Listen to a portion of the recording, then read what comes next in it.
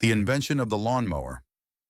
In the misty valleys of Gloucestershire, England, during the early 19th century, the Industrial Revolution was transforming rural life into a symphony of steam engines and spinning looms.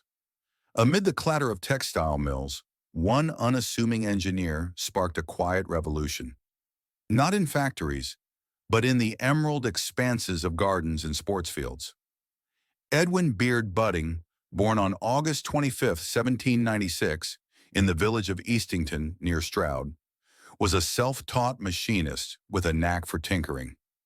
Little did he know that a chance observation in a woolen cloth mill would birth an invention destined to green the suburbs, fuel cricket matches, and turn lawn care into a weekend ritual for millions. Budding's story begins in the humid, wool-dust-filled air of Stroud's textile mills, where he worked repairing and building machinery.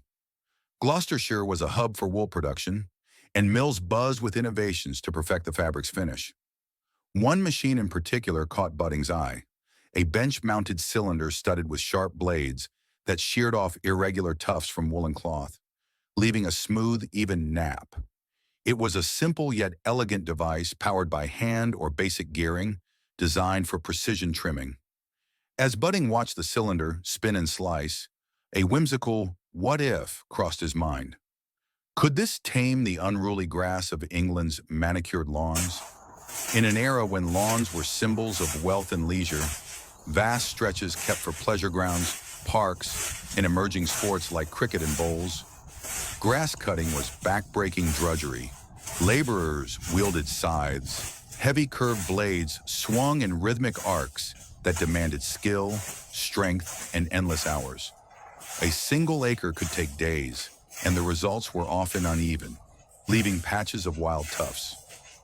For the aristocracy and institutions with expansive grounds, it was a costly affair, reliant on teams of skilled mowers who were as rare as they were expensive.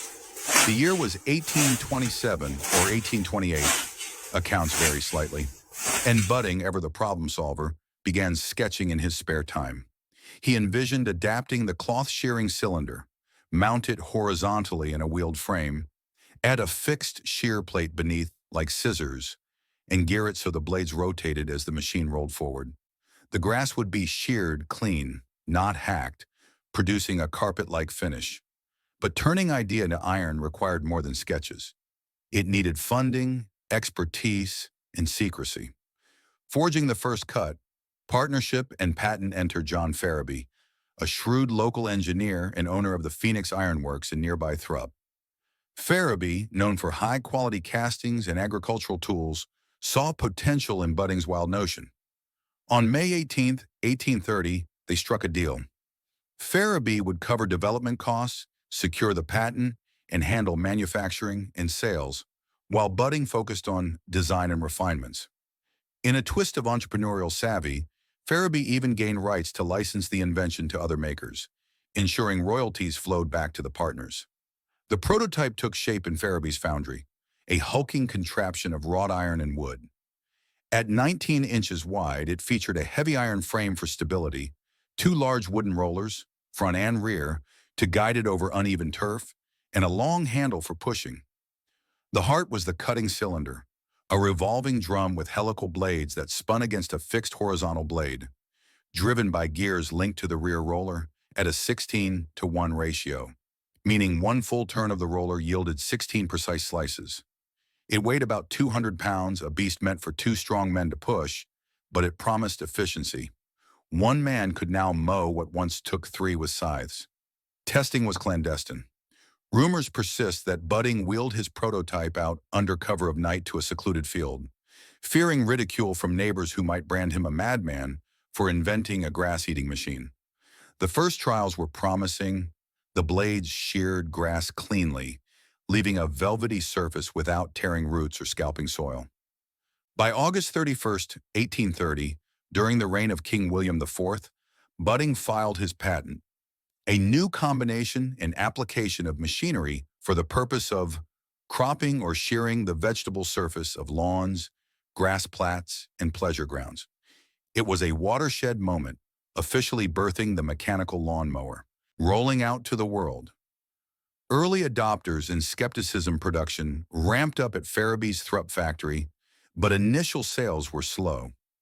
Budding marketed it boldly in pamphlets, touting it as an amusing, useful, and healthy exercise for country gentlemen, implying the upper class could push their own mowers for fitness, a novel idea in an age of servants.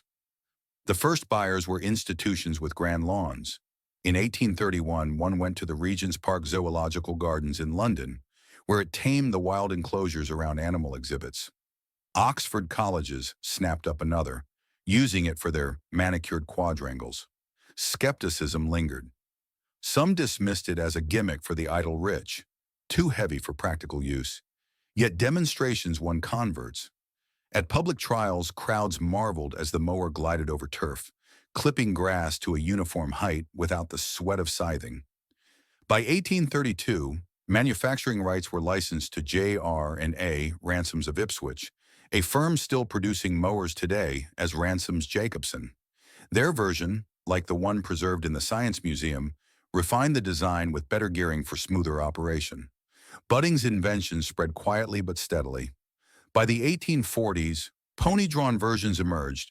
Scotsman Alexander Shanks patented a 27-inch horse-pulled model in 1842, expanding its reach to larger estates. It fueled the Victorian gardening boom, where suburbs sprouted like manicured hedges, and sports fields demanded pristine pitches. Cricket ovals, bowling greens, and golf courses owe their flawless surfaces to this real mechanism, which remains the gold standard for fine cuts. Legacy in iron, Budding's enduring shadow.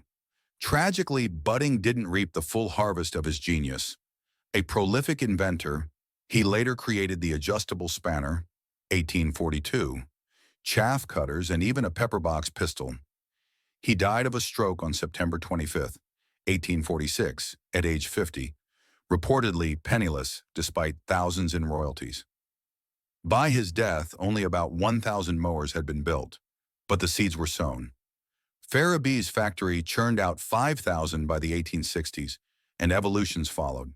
Steam-powered behemoths in the 1890s, gasoline engines in 1902, and today's electric and robotic whirs. Budding's mower reshaped landscapes and lifestyles. It democratized green spaces, making tidy lawns feasible for the middle class and birthing the modern suburb. Without it, the roar of Premier League crowds on flawless pitches or the zen of a weekend trim might never have been. As one historian noted, it was the great British object, turning wild meadows into symbols of order and leisure. An original glimpse, the surviving relic. No photographs exist from the 1830s. Photography was still a decade away, but the closest to an original photo is a modern high-resolution image of one of the earliest surviving budding mowers, built in 1832 by Ransomes to his patent. Housed in London's Science Museum, this wrought iron behemoth captures the raw ingenuity. Its geared cylinder gleaming dully, rollers scarred from turf, a testament to hands-on innovation. Here's the artifact. Patent lawnmower, 1832, Science Museum, London. This machine, heavy and unyielding, rolled out the first clean cuts that would forever change how we commune with our grass. Next time you fire up your own mower, tip your cap to Edwin Budding, the man who sheared the world one blade at a time.